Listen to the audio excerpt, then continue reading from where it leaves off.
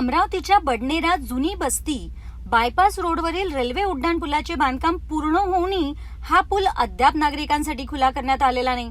यामुळे दररोज हजारो नागरिकांना रेल्वे फाटकावर तासनतास थांबावे लागते।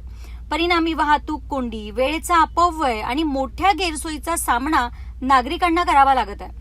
या परिसरात शाळा, महाविद्यालय, रुग्णालय आणि स्मशानभूमी असल्यामुळे विद्यार्थी, रुग्णवाहिका आणि सर्वसामान्य नागरिकांना मोठा त्रास सहन करावा लागत आहे। विशेषतः आपत्कालीन परिस्थितीत रुग्णवाहिकांना वेळेत मार्ग मिळत नसल्याने जीवितास धोका निर्माण होण्याची भीती नागरिकांनी व्यक्त केली आहे।